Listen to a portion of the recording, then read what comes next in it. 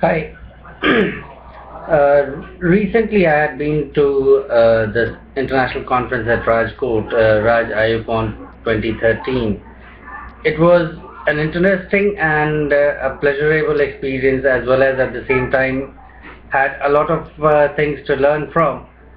There, I also had an opportunity to present across some of my findings and observations that I had made.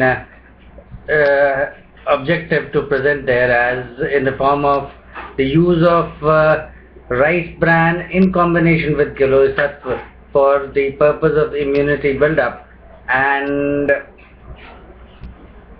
if I were to talk of too many things, it may be too complicating. However, in short, if I have to say, immunity is something that has been discussed in Ayurveda years back, and it's not a new concept as we see in modern medicine. The concept of disease in Ayurveda, however, is pretty different from the case of modern medicine. While modern medicine stresses it as a result of contraction of an agent and it's releasing toxins or antigens to say, in the response to which the body fights against it. It is more like a target oriented subject, and hence it is never a whole soul object, as is the case of Ayurveda. In case of Ayurveda, if I have to say, if we were to consider say Vat, Pitta and Kapha being the prakritis of the patient, and Vat, Pitta and Kapha the same as the prakritis of the antigen, when the two come together, they cause a distortion in the patient's prakriti, which is a diseased state, showing up as a disease. Now, going further down, if I don't get into the details of how to look at it and how to summarize, yet if I have to say something about any of these observations, I'll say that in case of, I'm talking two subjects, allergic rhinitis and psoriasis. Let me take up allergic rhinitis in the first place.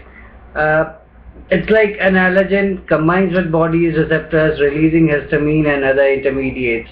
Now this release, this process leads to a status where there is heat, there is cough, and there is jal. If we come down to the Ayurvedic case, when there is heat and jal, there is a vitiation of Vata and Pitta. At the same time, there is a diminishing respiratory space. This goes parallelly in this form as to achieve a bronchospasm and flushing due to vitiated Vata and Pitta, and the diminished respiratory space increases the respiratory rate. These two together combine to form an increased cough, which adds to vitiated Vata and Pitta, and hence produces cyanosis and bronchospasms, or an acute state of bronchopneumonia, or in other words, attack of bronchial asthma. Now, in the same way, if I have to look at psoriasis, it's slightly different. In this case, body's own receptors stimulate an autoimmune reaction, which causes a raised state of Pitta, a raised state of Vata, but a diminished case of cough. That leads to Jal Mahabhut being replaced by Prithvi Mahabhut and dry and chappy skin. Now, this dry and chappy skin is further aggravated in a repeating cycle, and this repetitive and cyclic aggravation with time leads to the loss of Jal Mahabhut progressively, and dry, scaly skin lesions spreading across the whole body.